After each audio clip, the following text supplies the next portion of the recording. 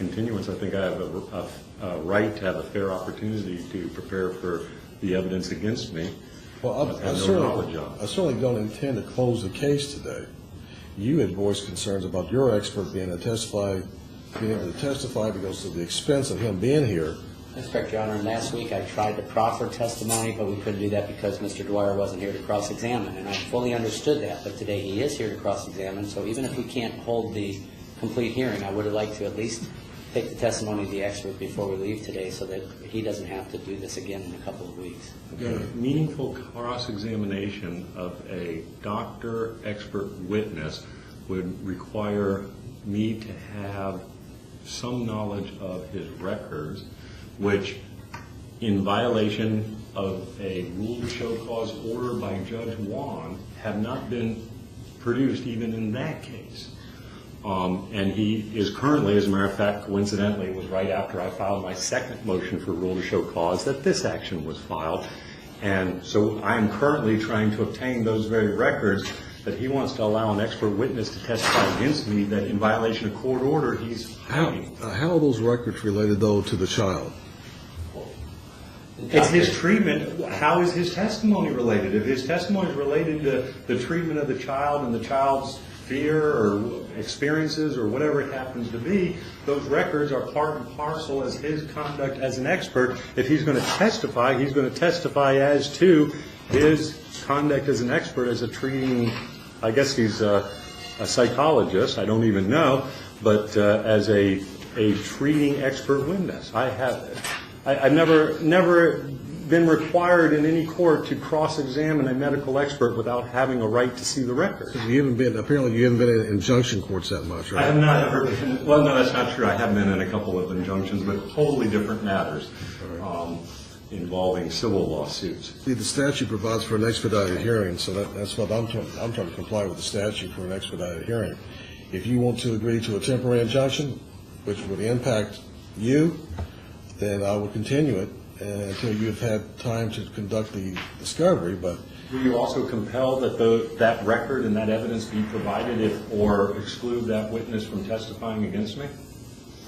He hasn't done anything in this case yet. So, well, the court could order for the future hearing that any expert witness that they intend to call to testify must be disclosed, and I am entitled to those records and to take a discovery deposition of that expert before such hearing.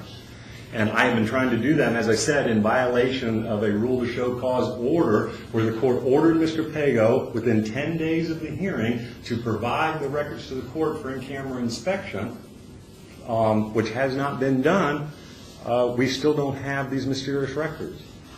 I have no knowledge of that order, Your Honor. Mr. Pago has knowledge of it, and I can show you a copy of the order if you'd like. Judge Wan ordered Mr. Pago to pay sanctions, to appear for a deposition, and to provide the court with the records of Dr. Stevens for an in-camera inspection, none of which has occurred, and there is currently a second rule to show cause motion before that court. It would be up to Judge Wan. As of right now, if you go through your discovery and he fails to comply with the discovery, then you can file your motion to compel or for motion for sanctions, and then I'll take sanctions against him.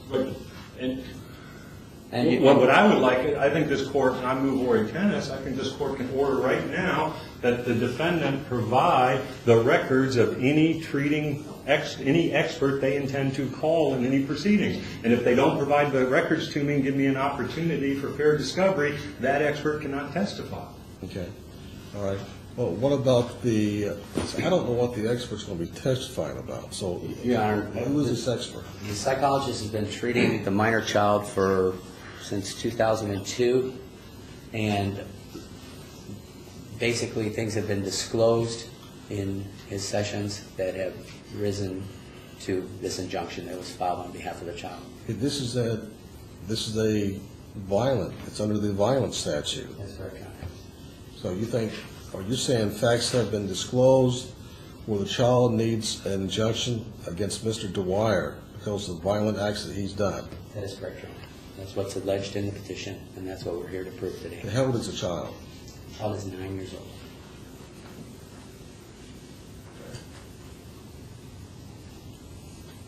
All right? And how is the witness, how is your expert going to testify? He's going to testify as an expert witness. Which he would probably fit the credentials for an expert Correct. witness, but there's limitations. Even what an expert witness can testify to. Well, that's correct, but, there are business records that were kept in the ordinary course of business from their regular sessions. There's exceptions to the hearsay rule for victims of domestic violence that allow the court to take hearsay testimony from the doctor, and those were all arguments I was prepared to make today, Your Honor. There's Crawford, too. You know about Crawford, right? The Crawford case, the right for cross-examination of all witnesses, And he regardless has of the hearsay. In fact, Crawford went over a complete analysis of the hearsay, the exceptions to hearsay, how the exceptions to hearsay should not contravene one's right for cross-examination. So Crawford's very specific on that. Right, and I'm not going to object to his vigorous cross-examination of the expert. No, we're talking about the person who's making the allegation. Okay. But under the rule, the court, there's one or two things that have to happen under the domestic violence exception to the hearsay for children under 11, which our case is on point with that.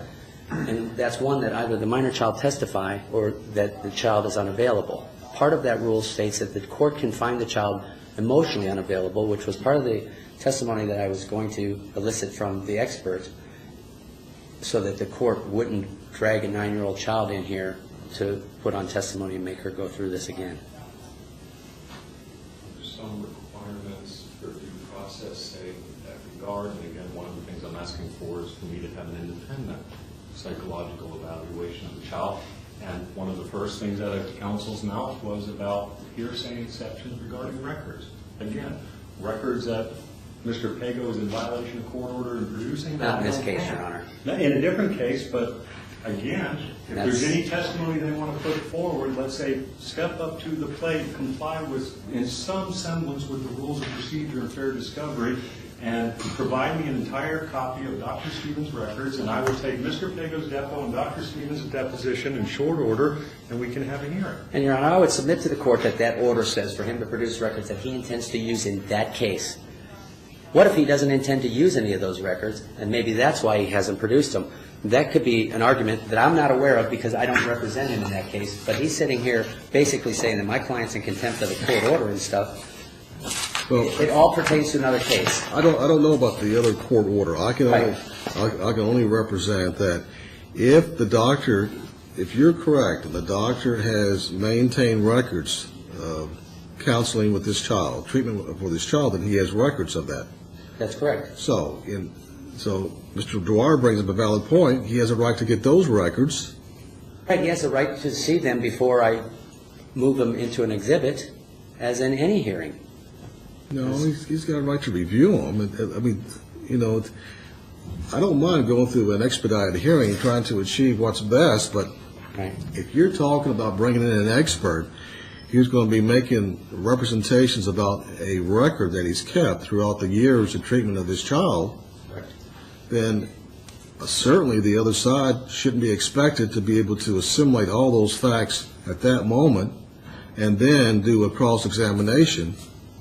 Because when you do that, I mean, even as I was a trial attorney for many, many years, and you try not to do that. You try to avoid that because what you want to do is you want to prepare for a cross-examination, and you want to get your own expert available to be able to refute what you anticipate this witness is going to say. Without him having reviewed those records, he's at an unfair disadvantage. He's at a disadvantage that he is unable to do a proper cross-examination, especially since your expert's going to be utilizing the records that he's maintained, I would imagine like they all do, to refresh his memory, or you're going to try to introduce those as an exhibit.